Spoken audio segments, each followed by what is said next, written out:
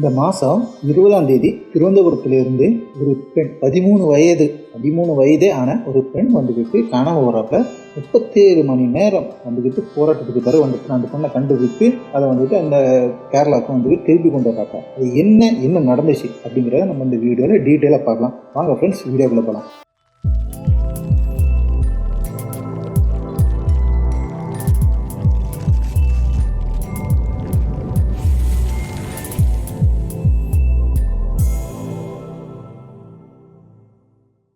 Hi friends, welcome back to SJ Tamil Nadu செய்திகள் and நான் உங்கள் எஸ்ஜே.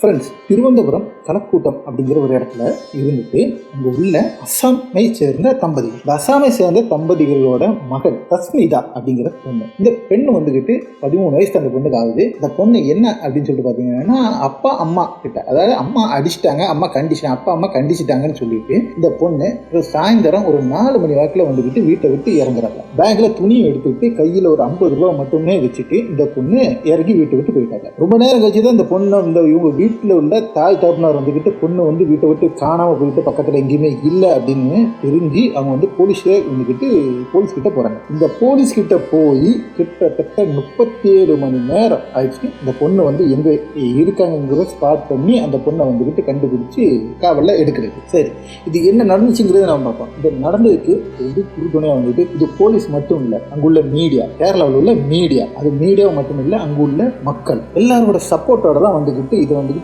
இவ்வளவு வெற்றிகரமாக செஞ்சு கொடுத்துட்டாங்க. அவ்வளவுக்கும் இந்த பொண் மலையாளி கிடையாது, இந்த பொண் அந்த மாநிலத்தை சேர்ந்தவங்களும் கிடையாது. அந்த மாநிலத்தில் வடக்க இருந்து வந்து பணிபுரிவதற்காக வேலை செய்வதற்காக வந்த அந்த தம்பதியரின் மகள்.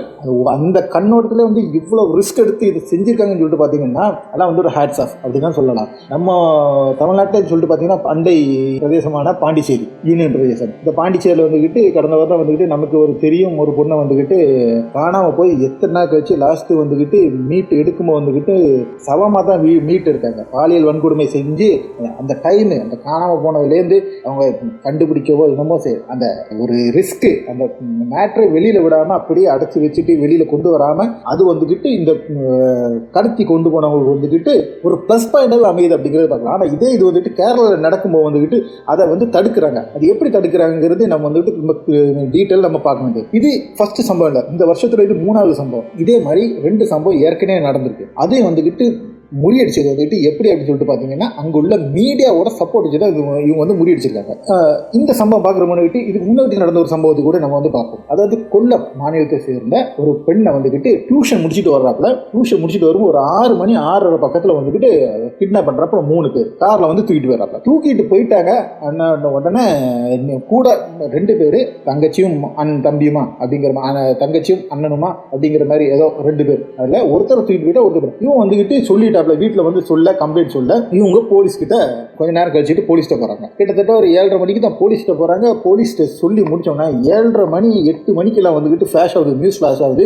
இப்படிப்பட்ட ஒரு சிறுமியை வந்துக்கிட்டு கடத்திட்டு போயிட்டாங்கன்னு சொல்லிட்டு கேரளா மீடியா என்ன செஞ்சிச்சு அப்படின்னு சொல்லிட்டா, நம்ம தமிழ்நாட்டு மீடியா மாதிரி மூடி போச்சு வந்துக்கிட்டு யாருக்காக வேண்டிக்கிட்டு வேலை செய்யற மாதிரி டிஆர்பிக்காக வேலை செய்யாம இவங்க என்ன செஞ்சாங்கன்னா கிட்டத்தட்ட 3 சேனல் லைவ் போட்டாங்க. என்ன நடந்துட்டு இருக்கு, என்ன இது அப்டேட், ஒவ்வொரு டைமும் அப்டேட் கொடுத்துட்டே இருக்காங்க. லைவ்ல போட்ட உடனே கவர்மெண்ட்டுக்கு ப்ரெஷர் ஆயிட்டு, போலீஸ்க்கு ப்ரெஷர் ஆயிட்டு, கடத்திட்டு போனவங்களுக்கும் ப்ரெஷர் ஆயிட்டு. ஒரு நாள் ஃபுல்லா 24 hours, மறுநாள் ஆயிட்டும் முடியல. அதுக்கு மறுநாள் காலையில கிட்டத்தட்ட 36 மணி நேரத்துல, அதுக்கு மறுநாள் காலையில 10 மணிக்கு இவங்க எங்கெல்லாம் தேடினாங்களோ அந்த இதெல்லாம் இல்லை, அதே இவங்க போலீஸும் இந்த சிசிடிவி வச்சும் எல்லாம் கம்ப்ளீட் செக் பண்ணி இவங்க வந்துக்கிட்டு எடுக்கும்போதுமே அந்த பார்க்கு நியர்பை பார்க் இருக்குது, கிட்டத்தட்ட ஒரு 3 கிலோமீட்டர் பக்கத்தில். இந்த பார்க்கெல்லாம் சுற்றி தேடிக்காப்ப இல்லை, எங்கேயுமே இல்லை. ஆனால் 10 மணிக்கு காலையில் பார்த்தீங்க, ஒரு நாள் ஃபுல்லாக தேடி கிடைக்கல. மறுநாள் காலையில் 10 மணிக்கு இந்த பொண்ணை வந்துக்கிட்டு பார்க்கில் இருக்கிறப்ப பார்க்கில் கொண்டு போய் விட்டுட்டு போயிட்டாங்க. விட்டுட்டு போன டீம் லாஸ்ட்டுக்கு எல்லாத்தையுமே அரெஸ்ட் பண்ணிட்டாப்ல. அரெஸ்ட் பண்ணி பார்க்கும்போது என்னன்னா, இந்த பொண்ணோட அப்பாவுக்கும் இந்த கடத்திட்டு போனவனுக்கு ஒரு டேர்ம்ஸ் இருக்குது, காசு பணம் கொடுக்கல் வாங்க இல்லை, அந்த பிரச்சனை தூக்கிட்டு போயிட்டாங்க. லாஸ்ட் மட்டும் உள்ள இருக்காப்ல அந்த டீம். இதே மாதிரி வேற ஒரு பிரச்சனை இதே மாதிரி தான்.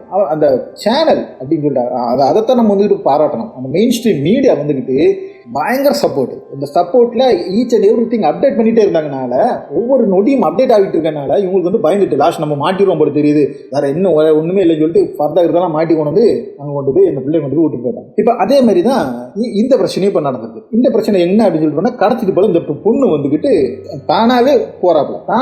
தானாகவே போன உடனே இவங்க வந்து தேடி பார்க்காப்புல, போலீஸ் ஃபுல்லாக எல்லா சிசிடிவி செக் பண்ணுறாப்புல. சிசிடிவியில் வந்துக்கிட்டு கேரளாவுக்கு வெளியில் போனதா ஒரு ஐடியாவுமே இல்லை. அவங்க வந்துக்கிட்டு நேர்ந்து ஒரு 4-5 சிசிடிவி கிடைக்கு. சிசிடிவி அதுக்கப்புறம் வந்துட்டு சிசிடிவிக்குள்ள இது கிடைக்க மாட்டேங்குது. அப்போ போலீஸ் என்ன கன்க்ளூட் பண்ணுறாங்கன்னா, பொண்ணு வந்துக்கிட்டு கோவப்பட்டு சிட்டிக்குள்ளே எங்கேயும் உட்காந்துருக்கு, கையில் 50 ரூபா தானே இருக்குது அப்படிங்கிற நினைப்பில் இருந்துட்டு இருக்கும்போது ஃபோட்டோஸும் அதே மாதிரி சேனலில் வந்து நியூஸும் வைரலாகி போயிட்டு இருக்கும். இந்த ஃபோட்டோவை வெளியில் விட்டோம்னா, இந்த யதார்த்தமாக வந்துக்கிட்டு ஒரு ட்ரெயினில் பாடசாலை பக்கத்தில், அதாவது நாகர்கோவில் பக்கத்தில் பாடசாலை பக்கத்தில் வந்துக்கிட்டு ட்ரெயினில் வச்சுக்கிட்டு அந்த ஏரியாவில் வச்சுக்கிட்டு இந்த பொண்ணு ரொம்ப சோகமாக இருக்கிறத வந்துட்டு ஒரு பொண்ணு வந்துக்கிட்டு ஒரு யதார்த்தமாக கிளிக் பண்ணு, ஓகேவா, வேணும்ல செய்யலை, இவங்க கிளிக் பண்ணியிருக்காங்க. கிளிக் பண்ணிவிட்டு அந்த ஃபோட்டோ அப்படி பார்த்துட்டு என்ன இப்படி ரொம்ப சோகமாக இருக்குன்னா வந்து பொண்ணு பேசவும் செய்யலையா, அந்த இடத்துல அது விட்டேன். அந்த ஃபோட்டோ இருந்திருக்கு. நைட்டு வீட்டுக்கு வந்த பிறகு, இந்த பொண்ணு வீட்டுக்கு வந்த பிறகு இதில் டிவியில் வந்துக்கிட்டு இந்த நியூஸ் வரும்போது இந்த ஃபோட்டோ பார்க்கும்போது இது நம்ம பார்த்த பொண்ணா இருக்குன்னு சொல்லிட்டு அந்த கேமராவில் அந்த ஃபோட்டோ எடுத்துருக்காப்ப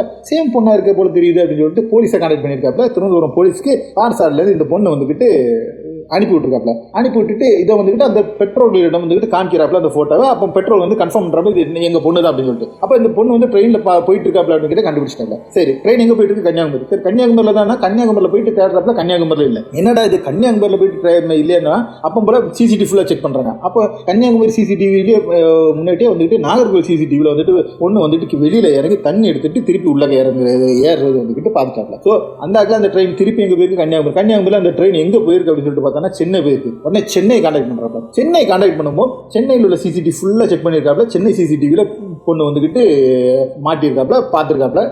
சென்னையிலேருந்து என்ன செஞ்சிருக்கா அப்படின்னு சொல்லிட்டு பார்த்தோம்னா, வெஸ்ட் பெங்கால் மேற்கு வங்காளத்துக்குள்ள ட்ரெயினில் ஏறி அந்த பொண்ணு டிராவல் பண்ணிட்டு இருக்காங்க. கையில் 50 ரூபா 10 ரூபா மட்டும் செலவு பண்ணி கையில் 40 ரூபா இருந்துச்சா பாரசாலையில் வச்சுட்டு அந்த பிள்ளை கையில் இறுக்கி பிடிச்சா 40 ரூபாவோட அந்த பொண்ணு வந்துக்கிட்டு 10 ரூபா செலவு பண்ணது அநேகமாக ரயில்வே ஸ்டேஷனுக்கு பஸ்ஸுக்கு கொடுத்ததா இல்லை வேற இடமான்னு தெரியல. இந்த 10 ரூபா மட்டும் செலவு பண்ணி அந்த பொண்ணு போயிட்டே இருந்திருக்காங்க. இந்த நியூஸ் இந்த ட்ரெயினில் போயிட்டு இருக்காங்க அப்படின்னு சொல்லிட்டு உடனே நியூஸ் வெளியில் விட உடனே இந்த கேரளா அசோசியேஷனில் உள்ள ஆள்கள் வந்துக்கிட்டு விசாகப்பட்டினத்தில் வச்சு இந்த ட்ரெயினை மடக்கி இந்த ட்ரெயினில் விசாகப்பட்டினத்துக்கு முன்னாடியே வந்து ஏறி செக் பண்ணி அவங்க பொண்ணை கண்டுபிடிச்சி அன்ரிசர்வ்டில் நான் போயிட்டு இருக்காப்புல அப்படிங்கிற கண்டுபிடிச்சதுனால அன்ரிசர்வ்டில் வச்சு செக் பண்ணி அந்த இடத்துல அடுத்த உள்ள விசாகப்பட்டினம் ரயில்வே ஸ்டேஷனில் வந்து பொண்ணை இறக்கிட்டு ஸ்டேஷனில் ரயில்வே போலீஸ்க்கு சொல்லி லாஸ்ட் விசாகப்பட்டினத்தில் உள்ள போலீஸ்க்கு கான்டாக்ட் பண்ணி அப்புறம் அவங்க வந்துக்கிட்டு அங்கே வந்து சைல்டு ஹோம் கொண்டு போய் வச்சுட்டு இப்போ வந்துக்கிட்டு அங்கே வந்து கேரளாவுக்கு இந்த பொண்ணை கொண்டு வந்துருக்காங்க. கொஞ்சம் நினச்சி பாருங்க ஃப்ரெண்ட்ஸ், இந்த மாதிரி ரிஸ்க் யாராவது அந்த 37 மணி நேரமும் கேரளாவில் உள்ள எல்லா மெயினான நியூஸ் சேனல்ஸ் ஃபுல்லாமே இந்த நியூஸை தான்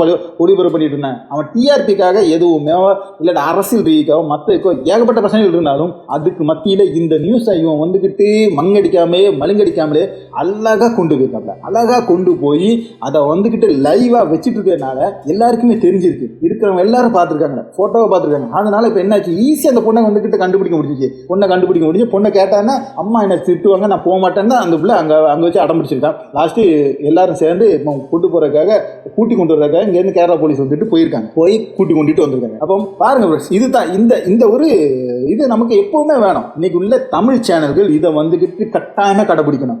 என்ன டிஆர்பி நீங்கள் என்ன அரசியல் ரீதி என்னன்னாலும் நீங்கள் நடத்துங்க. ஆனால் ஒரு பெண் ஒரு குழந்தைய காணலைன்னா அந்த இதுக்கு வந்துக்கிட்டு ஒரு முக்கியத்துவம் கொடுங்க. முக்கியத்துவம் கொடுத்துட்டு இது 24/7 பிரைமில் போட்டுட்டு நீங்கள் வந்துக்கிட்டு ப்ரெஷர் கொடுங்க. இதே போல இன்னொரு சம்பவம் நடந்துச்சு கேரளாவில். ஒன்றும் இல்லை, எர்ணாகுளம் பக்கத்தில் உள்ள ஒரு வீட்டில் வந்துக்கிட்டு என்ன ஆச்சு அப்படின்னு சொல்லிட்டு பார்த்தீங்கன்னா, கரண்ட் ஃபீஸ் வந்து அடிச்சுட்டு போயிருக்கு. கிட்டத்தட்ட அந்த இது வந்து எரிஞ்சதுனால அப்போ அதை எடுத்து மாற்றணும். அப்போ அவங்களுக்கு எரிஞ்சிருக்கு, இந்த மாதிரி ஆயிருக்குன்னு சொல்லிட்டு இந்த இவங்க வந்துக்கிட்டு நம்ம டிஎன்இபி மாதிரி அங்கே கேஎஸ்சிபின்னு சொல்லிட்டு கேரளா ஸ்டேட் எலக்ட்ரிசிட்டி போர்டுக்கு அங்கே பக்கத்தில் உள்ள இதுக்கு வந்துக்கிட்டு அங்கே ஆஃபீஸுக்கு வந்துட்டு கால் பண்ணி சொல்லியிருக்காங்க. அவங்க வந்துக்கிட்டு 2 வயர்மேனை அனுப்பிவிடுறாங்க. இந்த 2 வயர்மேனும் என்ன நிலைமையில இருந்தாங்க அப்படின்னு சொல்லிட்டு பார்த்தாங்கன்னா, தண்ணி அடிச்சுட்டு வந்திருக்கான். இந்த தண்ணி அடிச்சுட்டு வந்துக்கிட்டு இவனை ரொம்ப அசங்கமாக வந்துக்கிட்டு ரொம்ப இதாவா வந்து பயங்கர மோசமாக பேசியிருக்கானோ பயங்கர எதிர்த்தும் வேண்டாதமாக இல்லாமல் பேசியிருக்காப்ல. கடுப்பான இந்த வீட்டுக்காரங்க என்ன செஞ்சிட்டாங்கன்னா ஸ்டேஷனில் போய் கேஸ் கொடுத்தாப்ல. அப்போ பணி செய்கிற இடத்துல வந்துக்கிட்டு போதையில் இருந்ததுக்கும் இதுவும் வந்துக்கிட்டு அவங்க வந்துக்கிட்டு கேஸை ஃபைல் பண்ணிட்டான். கேஸை ஃபைல் பண்ண உடனே இவன் என்ன செஞ்சிட்டான கேசிபிக்காரா, உனக்கு நீ எப்படி கரண்ட் வருது பார்ப்போம் அப்படின்னு சொல்லிட்டு இவன் கரண்ட் மாட்டி கொடுக்க மாட்டேன். இவங்கள வந்துக்கிட்டு அந்த எரிஞ்சு போனதை மாற்றி விட்டாப்ல. இவன் மாற்றி மத்தியானம் வந்துட்டு ரிப்போர்ட் கொடுத்துட்டாப்ல. ரிப்போர்ட் கொடுத்துட்டானா மத்தியானம் 2 மணிக்கு ரிப்போர்ட் கொடுத்தவங்க நைட்டு 8 மணி வர எவனுமே திரும்பி பார்க்கல. வந்து கொடுக்க மாட்டேன் நீ வந்து மாட்டணும் அப்படின்னு சொல்லிட்டு பார்த்தீங்கன்னா அந்த போலீஸ் ஸ்டேஷனில் கொடுத்த கம்ப்ளைண்ட்டை வாபஸ் வாங்கணும் அப்படின்ட்டு இவன் வாபஸ் வாங்க மாட்டேன் அப்படின்றாங்க. லாஸ்ட் என்ன ஆச்சு, அங்குள்ள அசோசியேஷன்லாம் சேர்ந்தாங்க. நியூஸ் பேப்பருக்கு இது மீடியாவுக்கு நியூஸ் போச்சு. மீடியாவில் வந்து மலையாள மனோரமா வந்துட்டு எடுத்து லைவ் பண்ணிட்டான். 7:30 மணிக்கு எடுத்து லைவ் பண்ண ஆரம்பிச்சிட்டான். இந்த வீட்டில் இந்த மாதிரி பிரச்சனை இருக்குன்னு சொல்லிட்டு லைவ் பண்ண அங்குள்ள எம்எல்ஏ அரண்டடிச்சு ஓடினான். எம்எல்ஏட்ட வந்து எம்எல்ஏ சொல்லி முடிச்சுட்டு இவனை வந்துட்டு அந்த காரணம் இந்த காரணம் சொல்லிட்டு இப்போ நடக்காது பிறகுதான் முடியும் அப்படிங்கிற மாதிரி எம்எல்ஏ வழி திருப்பி விட்டுருக்காங்க. அடுத்தது சொல்லிட்டு அந்த ஆக்கில் அது மட்டும் இல்லை உடனே மினிஸ்டருக்கு போயிட்டு மினிஸ்டருக்கு சேனல்லேருந்து கூப்பிட்றான். லைவ்ல உட்காந்து கூப்பிடுறான். நீ மக்களுக்கு பதில் சொல்லு அப்படின்னு சொல்லி லைவ்ல சேனல்ல கொண்டு நீங்க என்ன சொல்றீங்க அப்படின்னா இந்த பிரச்சனை அந்த பிரச்சனை உங்களை ஏமாத்தி இருக்கு, அதெல்லாம் கரெக்டா இருக்கு, எல்லாமே இருக்கு, அவங்கள எலக்ட்ரிக்கல் வயரிங் தெரிஞ்சு சொல்லிட்டு இருக்கான் அப்படின்னு சொல்லி இவன் கிராஸ் கேள்வி கொடுத்தான். உடனே நான் வந்து ஏஐ அனுப்ப சொல்றேன்னு சொல்லிட்டு கிட்டத்தட்ட 2 மணி நேரம் கழிச்சுனாலும் நைட்டு 11:30 மணிக்கு கரண்ட் வர வச்சுட்டாங்க. அந்த சேனல் உட்காந்து அவ்வளோ நேரம் கரண்ட் வர லைவ்ல இருக்கும் அப்படின்ட்டான். என்ன குடிக்கிட்டு இருக்குங்கிற நீங்க வந்து தெரியணும் அப்படின்ட்டான். அவ்வளவுத்துக்கும் அவ்வளவு இதா ஒர்க் பண்ணனால என்னாச்சு, அந்த வீட்டுக்கு கரண்ட் வச்சு சின்ன பிள்ளை வச்சுட்டு இருக்காது அவ்வளோத்தையும் ஷூட் பண்ணி வெளியில் விட்டுட்டான். லைவ்ல விட்டுட்டு இருக்கான். என்ன நடந்துட்டு இருக்கு அப்படிங்கிறது. லாஸ்ட் ஏஐ வந்து வாக்குவாதம் நடந்துச்சு, என்ன இருந்தாலும் சரி லாஸ்ட் மாற்றி நைட்டு 11:30 மணிக்கு அங்கே வந்து அந்த வீட்டுக்கு கரண்ட் வந்துச்சு. அது வேற அந்த ரிப்போர்ட்டர் அங்கிருந்து நகரவே இல்லை. அதை தான் அதுதான் வேணும். இப்படித்தான் வந்துக்கிட்டு மீடியா இருக்கணும். அப்போதான் வந்துக்கிட்டு அரசுக்கும் பயம் இருக்கும், அரசு ஊழியருக்கும் பயம் இருக்கும். இந்த மாதிரி இருக்கும்போது இந்த தப்பு செய்யறவனுக்கும் பயம் இருக்கும். இவன் கடத்திட்டு போனவங்கலாம் வந்துக்கிட்டு இந்த மாதிரி ஏதாவது கடத்திட்டு போனாங்கன்னா லைவ்ல ஓடிட்டு இருக்கு, பிள்ளைங்க போட்டோ வெளியில விட்டுட்டாங்க, நம்ம மாட்டிக்கிடுவோம், நம்ம வச்சு துவைச்சிருவாங்க அப்படிங்கிற பயம் இருக்கும்போது அவன் வந்துக்கிட்டு உடனே அந்த பிள்ளையை விட்டுட்டு ஓடுறதுக்கும் தப்பிப்பதற்கும் அவன் வழியை தேடுவானே தவிர இதுக்கு மேலே என்ன மற்ற என்னமா செய்யணும்னு சொல்லிட்டு யோசிக்க மாட்டான். அப்போ அந்த பிள்ளையோட எல்லா இதுவுமே நம்ம வந்து காப்பாற்றலாம். அந்த லைவ் அந்த நேரடி ஒளிபரப்புனால தான் மட்டுமே வந்து மேக்சிமம் நடக்கும். இதை வந்துக்கிட்டு எல்லா மெயின் ஸ்ட்ரீம் மீடியா கடைப்பிடிக்கணும் அப்படிங்கிறது தான் வந்துக்கிட்டு நான் விருப்பப்படுறேன். நம்ம சேனல் மக்கள் நம்ம சப்ஸ்கிரைபர்ஸ் நீங்கள் என்ன விருப்பப்படுறீங்களோ நீங்கள் கமெண்ட் பண்ணுங்கள். ஓகே ஃப்ரெண்ட்ஸ், அடுத்த ஒரு நல்ல ஒரு வீடியோமா உங்களை சந்திக்கும் வரை உங்களிடமிருந்து விடைபெற்றுக் கொள்வது உங்கள் எஸ்கே.